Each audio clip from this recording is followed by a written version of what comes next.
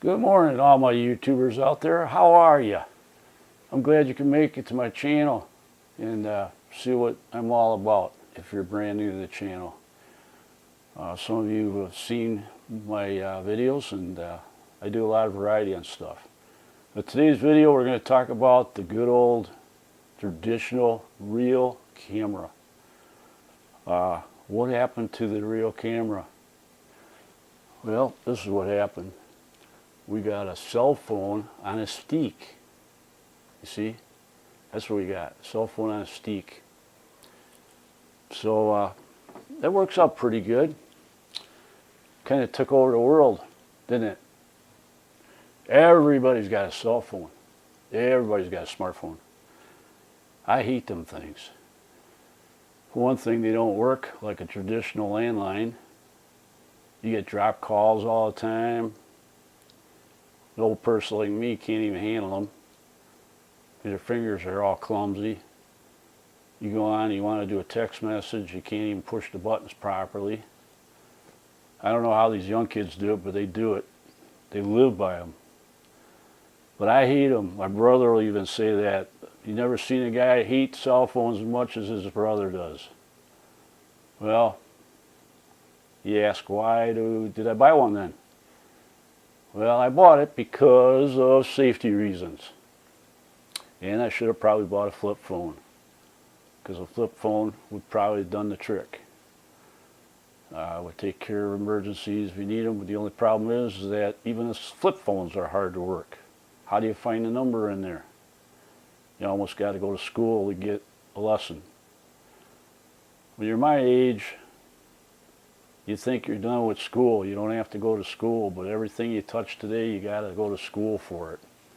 Or you got to have your daughter or your son or your stepdaughter or stepson got to teach you everything. Then it goes in one ear and out the other. You know, you can't absorb everything they talk about. Because see, when you're our age, your mind is so cluttered with all the stuff you did in your life that you can't remember. So it's a pretty good challenge. So yeah, the cell phone on a steek. Remember Jeff Dunham? Cell phone on a steek. I'm surprised he hasn't used this in one of his tours that he does. You know. Yeah, I thought I'd put a little humor in it.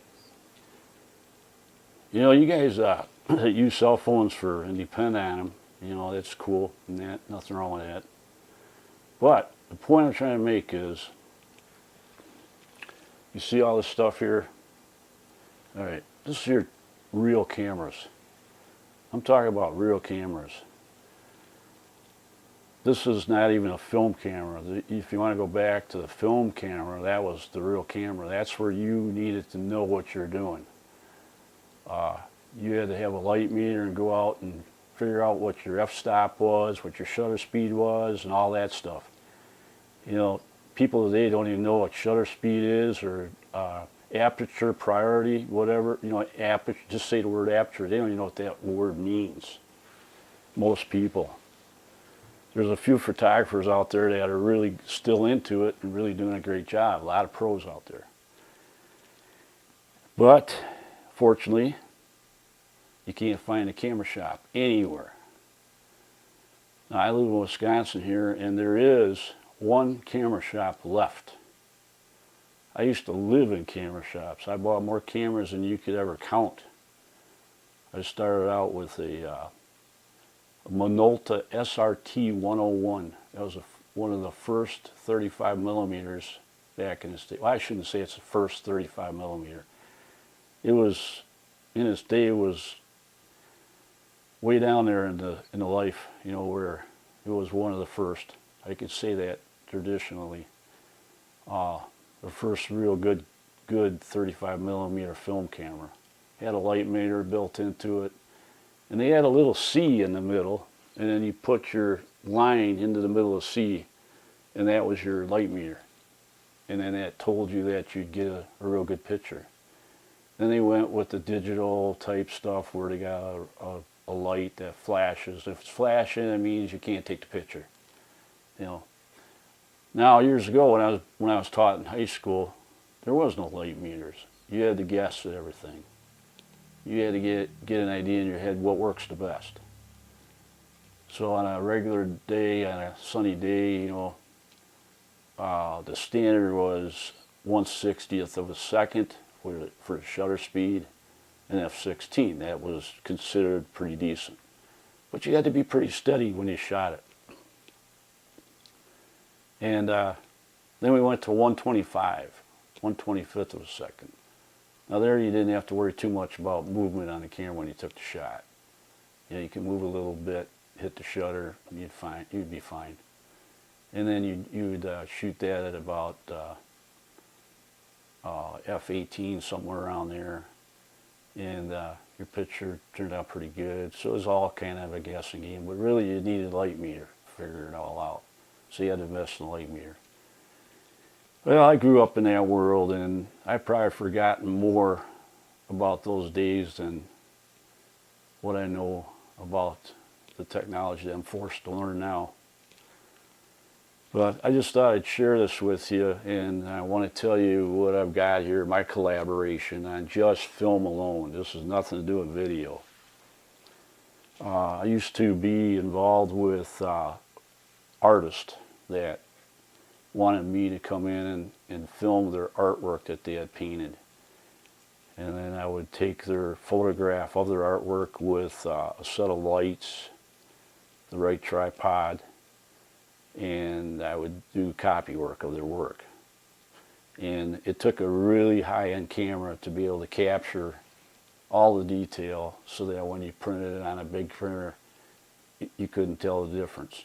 It's more, you know, basically what you're doing is you're trying to come up with a print from the original canvas that they painted so that they could sell prints off it.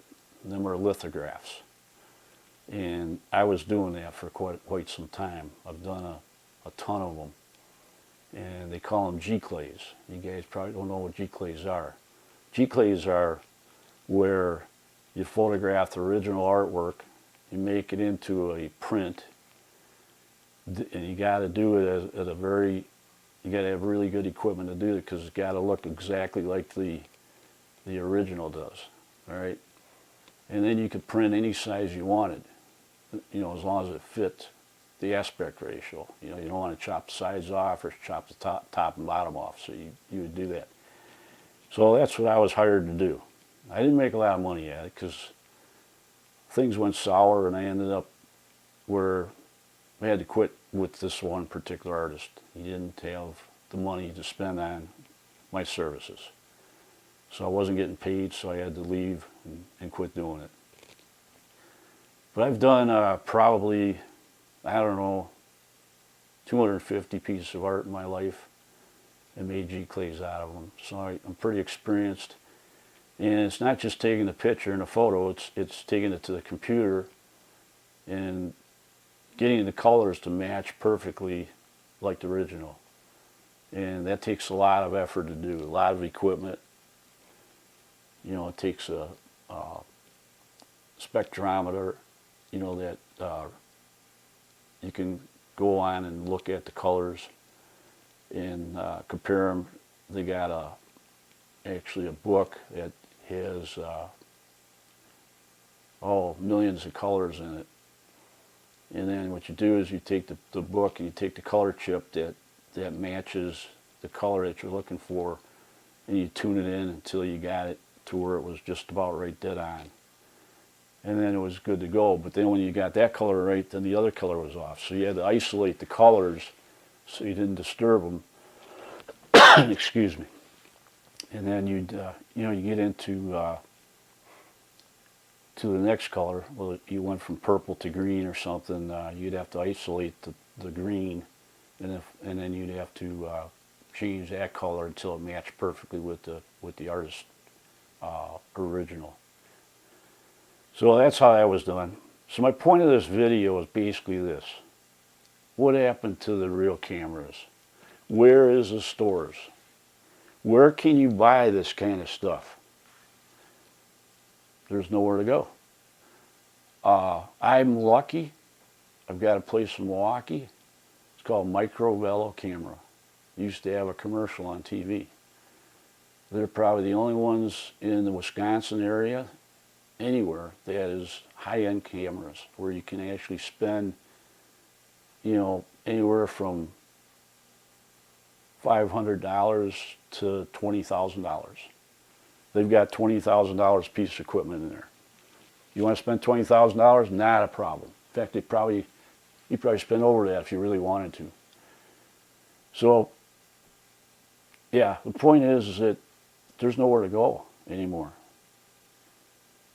The cell phone on a Steek basically took over our whole world. All right? They did away with all this because you can take a cell phone today and you can shoot video, 4K, upload it on YouTube, looks beautiful. The only problem is they got a problem with sound. You got to use a device that I'm using right now that's on my dark shirt so you can't see it, but there's a disadvantage. You do see it if you look for it. My little mic. And it picks up the sound pretty decent. And then you got a transmitter that goes to the receiver, to the camera, and that picks up your voice very well. Now they say it's good up to 30 feet, but 30 feet is out of range. I already tried it. You know, I'm roughly about 9 feet away right now with my good video camera. Now I'm not shooting this video at all with a cell phone on a Steek. Okay, I'm not doing that. My video is taken with a Canon H130. You can look it up online. That was introduced as the very first small handheld pro camera that news broadcasters would use when they did broadcasting on the street. They didn't have to have this big gigantic camera on their shoulder, you know, and come running in and trying to get to the scene. So they could take this small handheld camera that fit around your hand, and you could walk up, and the stabilization was incredible. You could actually walk with the camera and not get all over the place. It wouldn't be jerking around looking real amateur. You could walk sensibly and get the camera to be very steady as you're walking. And then what they would do is, and it wasn't even so much as running up to the people and doing an interview.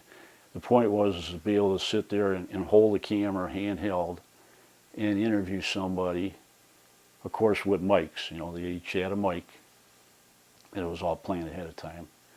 And that camera that I'm shooting this with right now is that camera. That's the one that they used.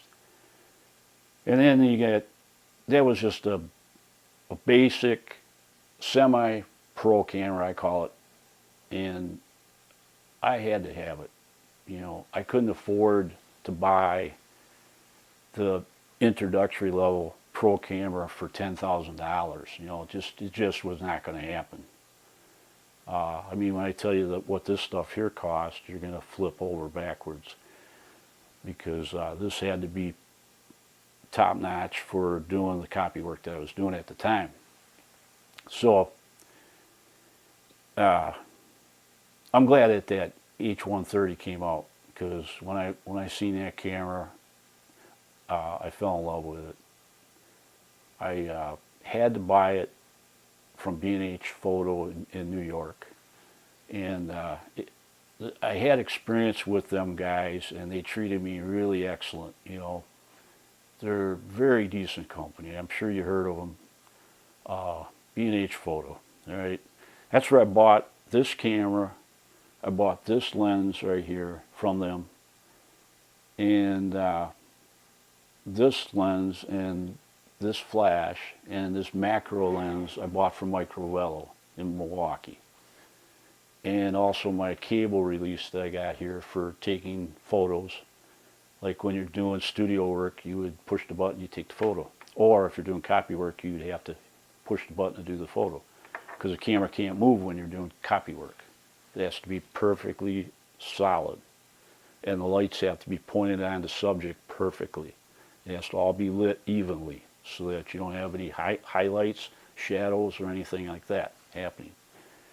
And then a lot of times you get too much light, you end up where you have a lot of work to do on the color changes. You have to do a lot of tweaking on the colors. So the better the light is, the more or less work you got to do. So that's the story on that. But getting back to where are the camera shops, you know. I'll tell you what, Microsoft and Apple really turned the world upside down when they came out with the cell phone. Everybody's got them. Everybody. Nobody even think of buying something like this with a video capture built in. There's very few people out there using these. You know, they're all using GoPros. I mean, I can't believe just about every YouTube I watch, you can tell it's a GoPro because everything has got rounded edges, you know.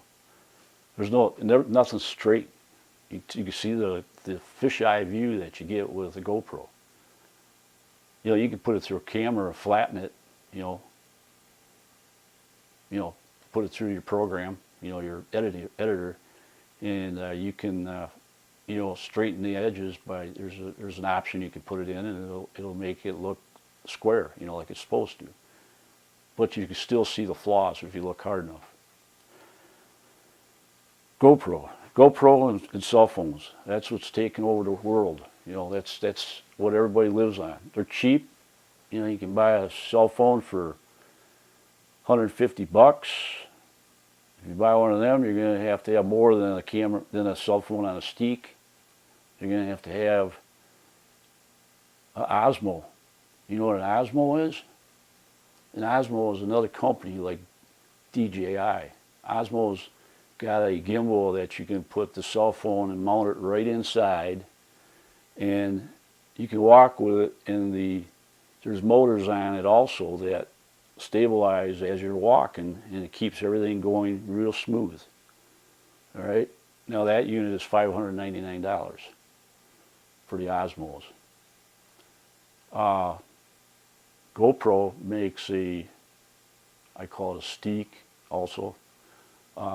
It's a plastic unit, not waterproof at all.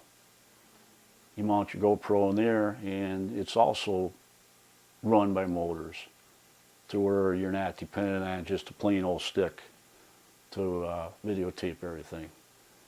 Most people, they got a Gorilla Pod and they mount their cell phone to that, and they walk around with a Gorilla Pod and they wonder why everything's moving all over the place when they're walking.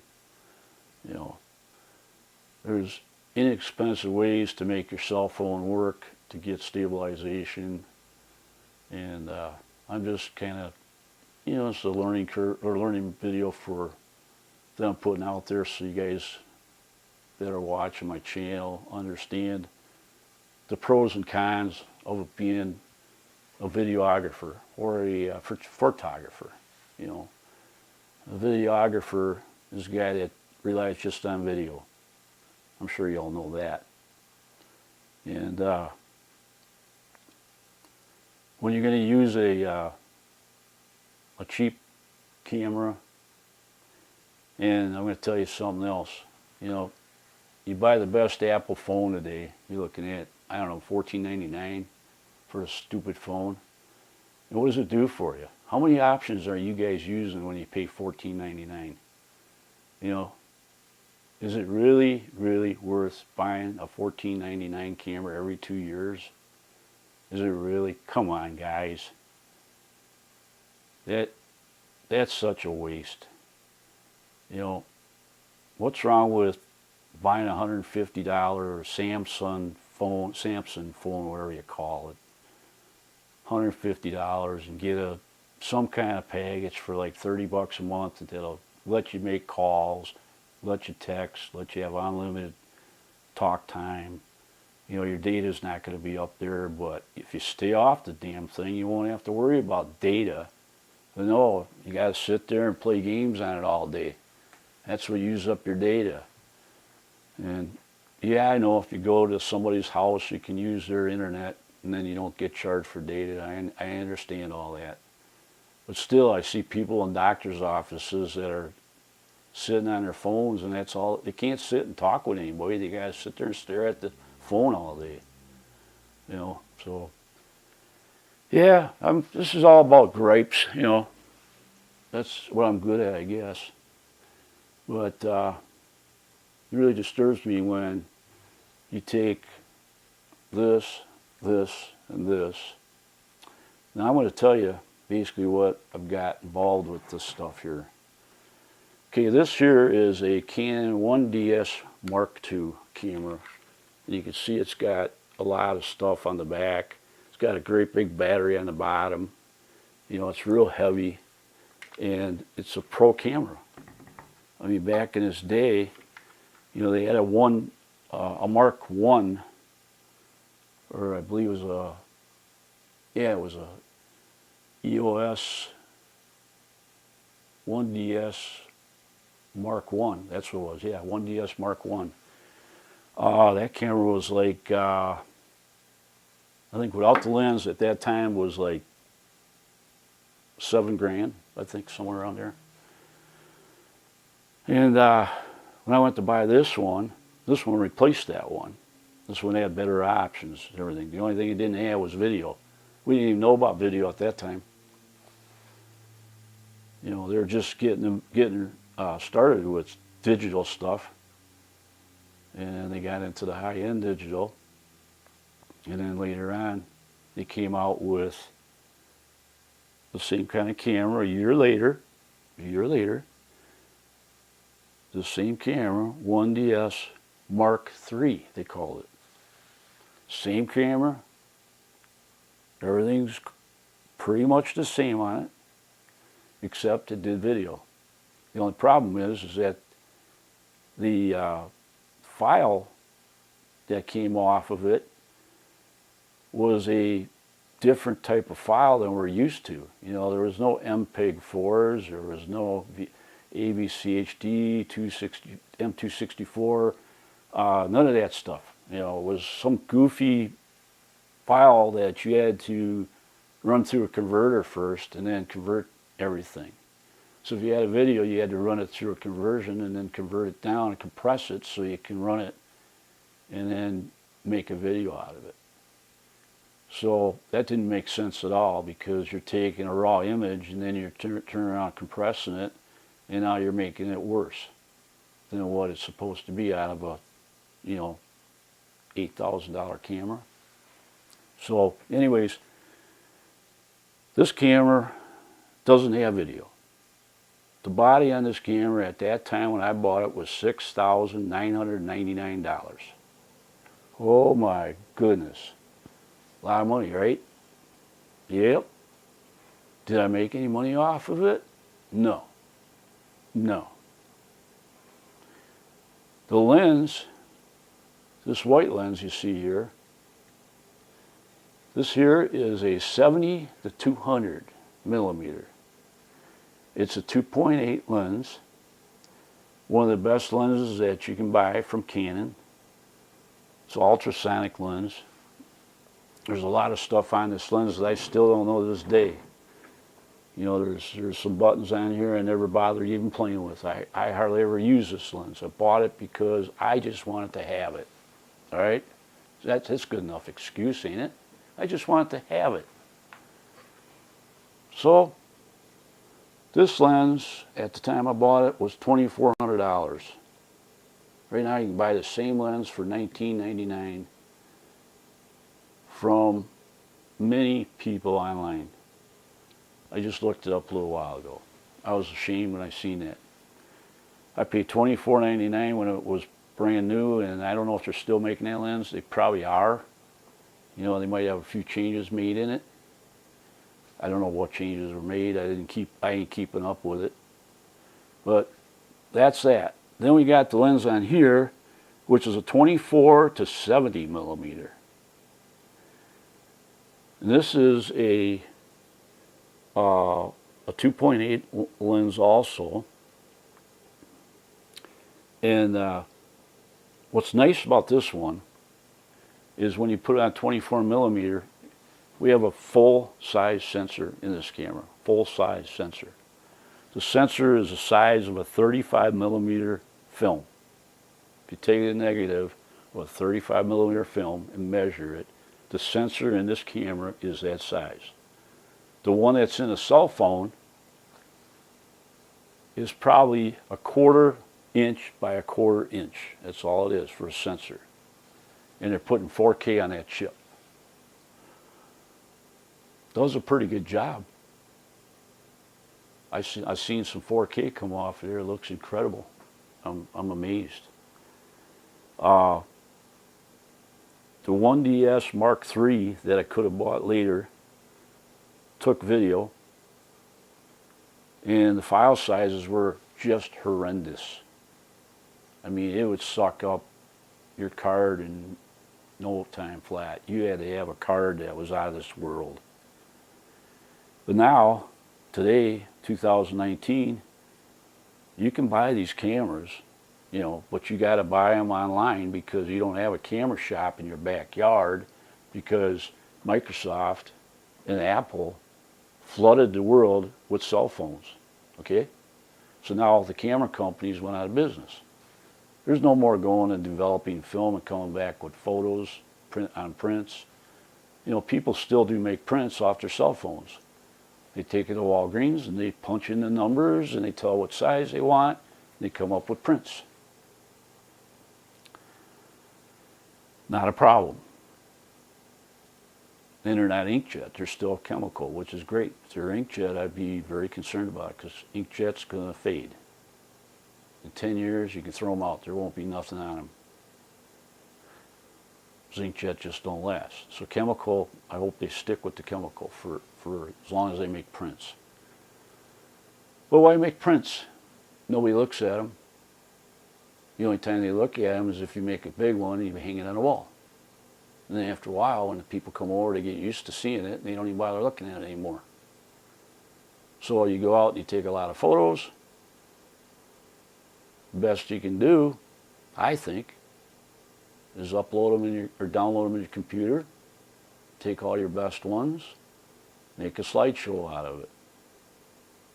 Make a disc. Well, they're going to do away with the disc too. You're not going to have any disc, no CDs, no DVDs, no Blu-ray players no more. They're doing away with it. So now what you got to do is you got to download whatever you photographed or whatever you videotaped, and now you got to download it to your computer and somehow figure out how to stream it to your TV so you can watch it. Or you're stuck watching it on your computer screen, and that's all you're going to be able to do. So you better learn how to be able to stream from your computer to all the TVs in your home. And I might do a video on that and talk about how that's done. I do it a little differently. And well, that's another day. We'll talk about that another day. But getting back to this whole package, guess what? Being that this does not shoot video,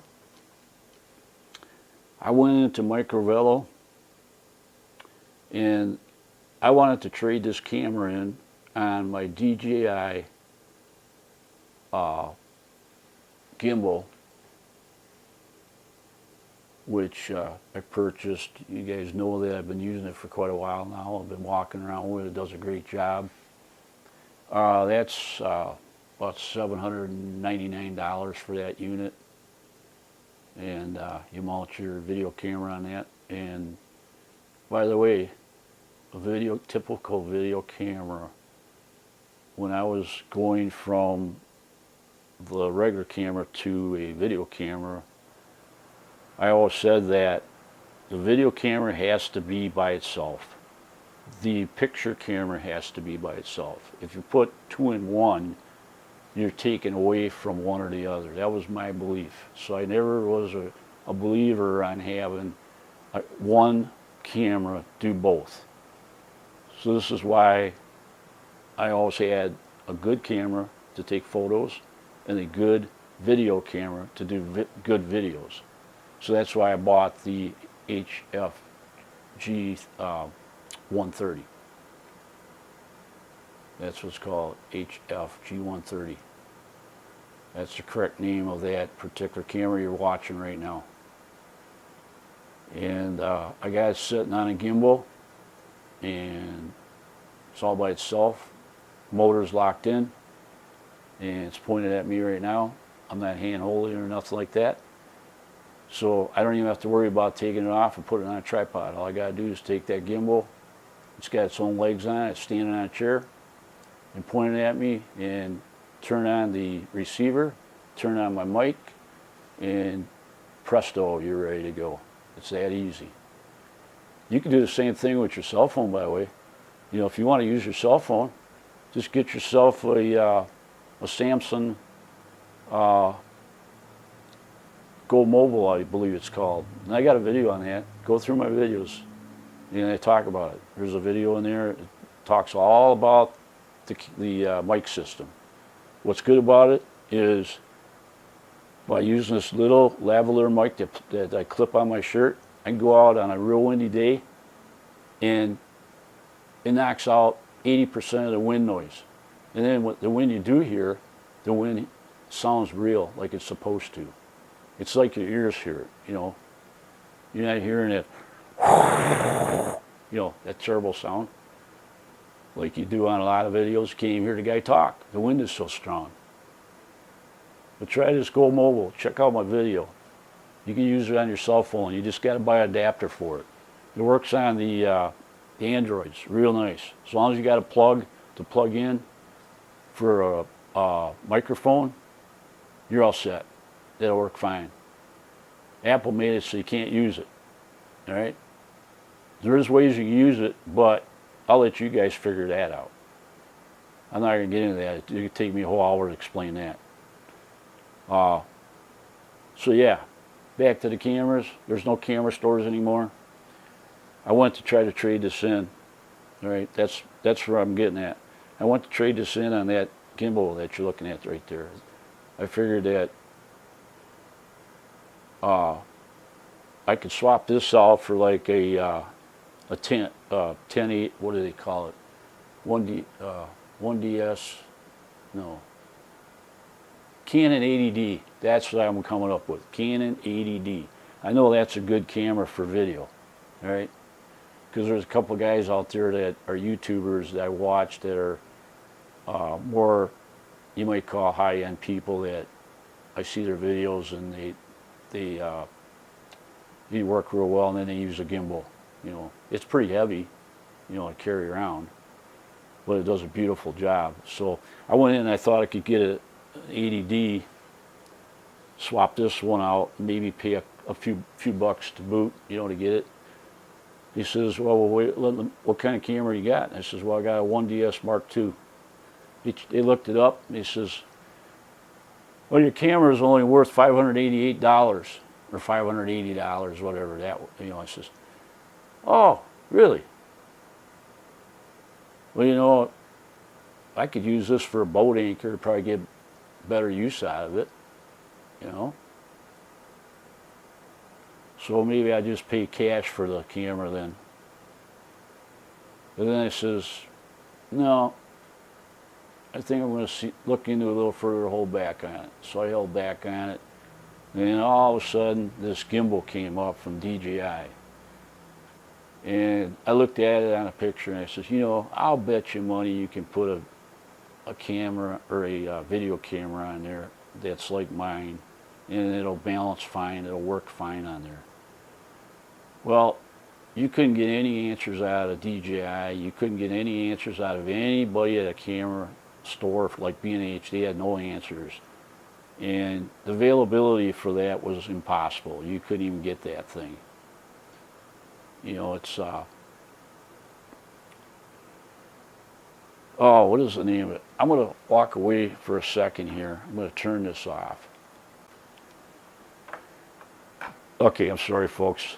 I just had to look at the name on there. You know, it's DJI. It's called the Ronin S. Look it up online. Check it out. Go to the DJI site where they sell drones, and then you'll see the gimbal. I think they're about $799 still. You know, and I don't know what the availability is. I know that when I bought this, Microvello had that in their store when I called them. And I called on the phone and I says, she said, what do you want to do? I says, I want to take my camera, my video camera, and I want to get a gimbal of some sort. Well, we've got a gimbal that we've had for a couple weeks now on trial from DJI. I said, let me guess, it's a Ronin S, ain't it? She said, yep, how did you know? And I says, they're talking about that like crazy all over the internet. It's supposed to be a fantastic gimbal. So I says, wow, I'm really excited that you got that in stock. Can I come over and see if my camera will work on that? She said, sure, bring it on down. Come on down. So I went over to Milwaukee, and we slapped that old camera on there. When I got in there, he had a gigantic camera sitting on it about the size of this one. You know, humongous camera on there. He picked it up, and it's, oh man, you couldn't hang on to that for more than 10 minutes. Your arm was sore. I mean, this is a heavy camera. You know, they make them lighter now. But anyways, my camera went on there, and nobody could tell me if it would work. So we slapped it on there. The guy balanced it. 1, 2, 3, ready to go. Turned the camera on, and I didn't have any mic at that time. I forgot to bring my mic, but the receiver was on there. So he balanced it on there, and I took it around the store, and you wouldn't believe how I fell in love with that thing. I mean, it was between night and day trying to walk around with the camera by itself compared to what the gimbal does. That gimbal is fantastic. I wish I could show you it in action, but fortunately that's the only video camera that I've got in possession, so I can't really show it to you. Maybe someday I'll be able to, if I get a hold of another video camera. My brother's got a camera that we can maybe try that with. He's got a Canon, forget what the name is. It's a 20 HFS. Instead of a 10, it's a 20, I believe. HFS 20, Vixia HFS 20. That's what I think he's got. You can check that one out online. That's an old camera, been around for a long time. So the HF G130, the one that you're looking at right now, they changed that one too, and they went with a totally different series, not even called HF anymore. And the camera's just a little bit bigger, and everything internally is the same, and doesn't have 4K or nothing, which is fine with me, because 4K is nothing but a pain, because you gotta play around in your editor, totally different, and then your uploads take way longer to upload to YouTube, and I don't see that big a difference. So this camera does a great job, and I'm just gonna keep going with it and going with it and going with it until it fails. And then when something happens, I'll see if I can get it fixed from Canon. And if Canon can't fix it, then I'm gonna have to find another Canon similar to it, because I'm not going to pay the kind of money that they want for those things anymore. You got to draw the line. So anyways, I hope that you guys learned something from this, that, you know, a cell phone on a Steek, you know, took over the pro cameras, right? Sorry, what are you going to do about it? Can't do a damn thing about it. So we're the people that want to get the traditional cameras.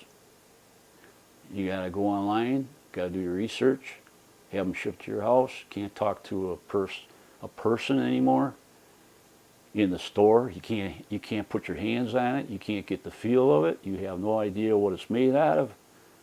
You know, all the Canons today that I've seen in the stores are not made out of a good quality body. You know, if you dropped it, you'd probably crack it. So they keep the cost down. You know, so that's one thing there that brings the value of the camera up. But $580 for the body? Come on, guys, give me a break. You know, Canon, what did you do to me? You know, Canon says it ain't our fault. It ain't our fault. We can't help it if Apple and Microsoft had to flood the market with cell phones. You know, not our fault. I says, well, you guys never gave any money for any of the used cameras anyway, even before the cell phones come out. Every time you bought a Canon camera or a Nikon, as soon as you walked out of the store, it's worth half, just like a car. Probably below half. It might even be worse than a car, because they think you might have dropped it. You might have damaged it. You know, so you're taking a chance when you buy it. So, yeah, so you get 1/3 the day you walk out of the store. So, yeah, I'm stuck with this camera, and I'll probably never sell it, because it's a joke, you know. Paid $6,999 for it, just the body. Then, now the lenses are worth more than the camera is. I can actually sell that lens for probably more than this camera, because this lens is still a popular lens. You know, this doesn't have video, like I told you before, and that's why it's not worth anything. Now, if I waited a year, just waited one more year, you got the 1DS Mark III, I would have paid the same amount of money, you know, $6,999 for body. And if I had it today, it would probably be worth maybe a couple grand. Maybe. Now that I could see after having it for 10, 12 years, maybe. I don't know. I haven't checked to see what the 1DS Mark III is actually worth on the used market. I haven't checked it out. So that's the story. Oh, and then we got the Sigma lens. The Sigma lens is a 170 to 200. I bought that at the time. I think it was like $499. You know, it was a good bang for the buck. Does a beautiful job. The f-stop on it is what does it say on there? I forgot.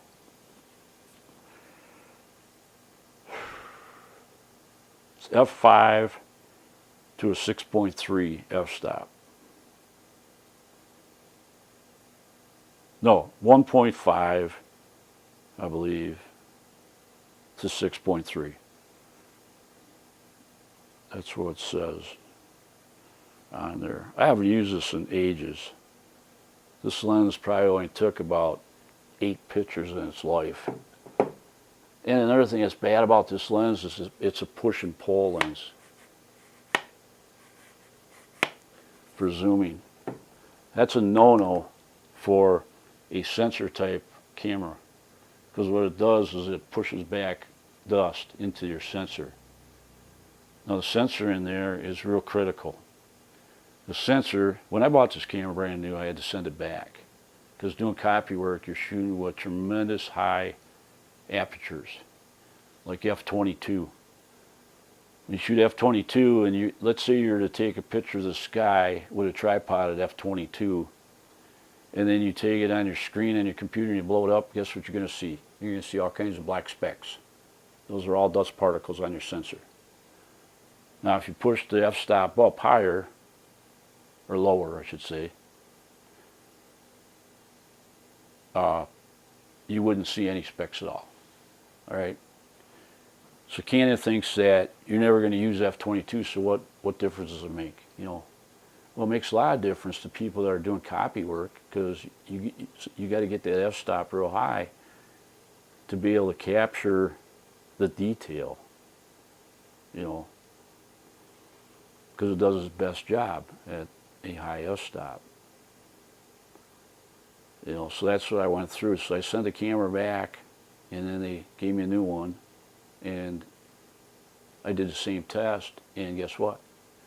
Had the same thing. Specks all over the place. So Microvello was nice enough to take the camera, took it down to them, and they cleaned the sensor for me. And cleaning the sensor on these cameras is something that you don't dare do yourself. You can destroy them, because there's a little film lens over the top of the sensor. It's like a piece of glass. And it's very thin. And if you crack that, there's a good chance you can still save the sensor, but it's a very expensive sensor. The sensor alone is about half the cost of the camera. So you don't want to be playing with that. So you take it to the camera shop and they'll clean the sensor for you. Now this lens hasn't been off this camera in ages. The camera itself was cleaned, the sensor was cleaned on it, and I put this lens on it at the same time they cleaned it, did a test at the camera shop to make sure that every piece of dust was off, and it's been on ever since.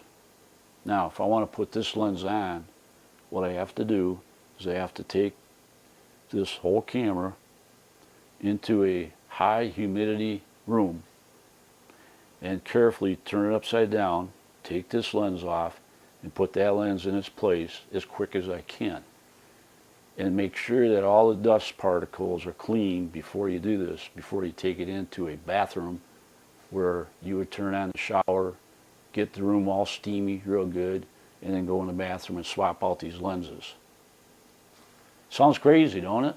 But that's what you got to do if you want to protect your sensor. There's people out there that never have to worry about their sensor because they never use the high apertures. I do because of copy work. If you want to copy a coin, you got to use a high aperture, and you're going to pick up the dust specks. So, well, folks, this is a little educational video I thought I'd throw together. I hope you like it. I hope you learn something from it. But I think it's funny, you know, a cell phone on a steek. Yeah. Oh, well, what are you going to do? You know, it is what it is. So, all right, this is it. I'm going to close. Yeah, you guys have a great day. And hey, wait a minute. At the end of this video, I'm going to do some shout-outs, so hang in there, okay? There's some great shout-outs I'm going to give to you. So you just hang in there and keep an eye on that. So I'm going to sign off now, and you guys have a great day. Subscribe to me if you're brand new to the channel. Hit that like button if you liked the video. I hope you did. I hope you learned something. And leave me some comments. I love comments. It tells me that you're watching my channel. Even if you say hi, I appreciate it. It tells me you watch my video. Thank you guys so much, and God bless. We'll see you on the next video next week. Thank you. We'll see you. Goodbye. Okay, you guys ready? Here's our shout-outs for the day. First one is Jackie's Kitchen and More. Jackie's Kitchen and More is a very nice YouTube channel. I ran into her the other day, and she has some wonderful ideas on all the stuff she does. She does canning with tomatoes. Take a look at her videos here. She's got a lot of stuff that she does with making different soups. Yellow split pea and ham soup. I watched that the other day. Incredible. Look yummy. Man, I would love to have that. I haven't had that kind of soup in a long time. So, yeah, that's another one to go to. Check her out. Put her in this description for you. And let's go see what our next one's all about. We got YB Family Farm. He's got 861 subscribers. He needs to get up there. Let's give him some support. He's incredible the way he does his videos. He's very self-spoken. He talks very clear so you can hear. He's a very smooth talker. Very interesting guy to listen to. And he makes things with wood. And I'm not going to give it away too much, but check him out. You know, it's a really great channel. It's called YB Family Farm. So check that out. And yeah, it'd be a great one to check. So that's going to be, let's see, we got one more here. Let's see what we got. Thought I had her up here. The Dime Digger. Let's give him some help. He's got 661 subscribers. He collects coins, and might be interested, if you guys are interested in collecting coins. It's one way you can find out how he goes about it. I thought he was pretty interesting. I used to collect coins, and I might get back into it again just by watching his video. Gave me some ideas. So let's take a look at his stuff here. Yeah, you can see like different videos he's got. So let's whip through him here. He's got quite a bit to offer. So yeah, give him a try. See what you think. 661 subscribers. Let's get him up there. He needs your love, needs your support. Check him out. Alright, that's it for today. I'm going to sign off now. You guys, again, please subscribe to me if you're new to my channel. Hit the like button. Hope you liked my video. Hope you learned something from it. And leave them comments. That's what counts. If I see those comments, I really love them.